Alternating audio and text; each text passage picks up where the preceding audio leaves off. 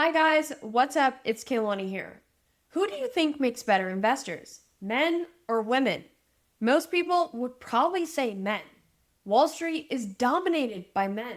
The biggest hedge funds are run by men.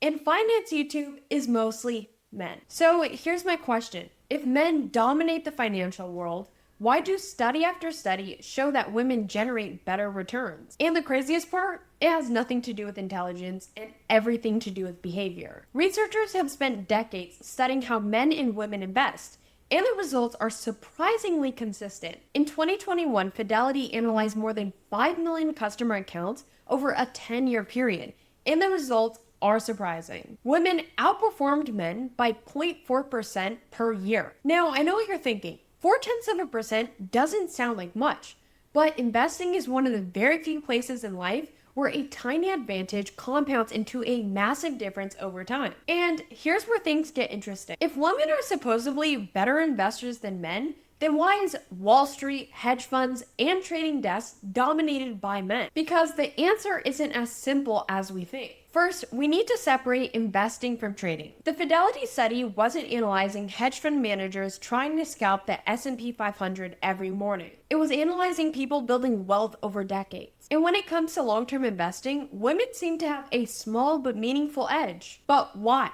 Not because they're smarter or have a secret stock pick, but because of behavior. Women tend to trade less, diversify more, take on less leverage, and they generally don't think they can outsmart the market. Men, on the other hand, trade much more aggressively. In fact, one famous study found that men roughly trade about 45% more than women. And ironically, all of that extra activity actually hurts the returns. And I don't think that this has anything to do with intelligence. I think it has everything to do with incentives and personality. Same traits that help people start companies, take on huge risks, and bet on themselves can also lead them to overtrade. Confidence is incredibly valuable in business, but confidence can be extremely expensive in the market because the market doesn't pay you for taking the most trades. It pays you for being right. And sometimes the hardest thing an investor can do is nothing. As a woman making videos about finance, people assume I naturally be more conservative. Ironically, some of my biggest losses came from trying to trade like everybody else. I chased momentum, and then eventually I realized something. The less I traded, the better my results became. Not because I've suddenly become smarter,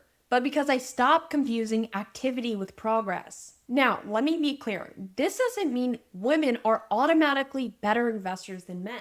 There are incredible male investors and terrible female investors. And the evidence is much less clear when it comes to short-term trading. Maybe the better question isn't whether women are better investors than men. Maybe the question is, what habits and behaviors actually create wealth? Because if a tiny 0.4% advantage can compound into something meaningful over time, maybe the biggest edge in investing isn't intelligence.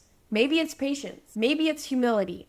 Maybe it's understanding the market doesn't care how confident you are. It doesn't care how many trades you take. It doesn't care how many charts you post online. It rewards discipline and consistency. And sometimes the people making the most money are the ones doing the least. Markets go up, markets go down. There's always an edge somewhere. If you like content like this and don't want to miss out on my next trade idea, hit the subscribe button and like this video.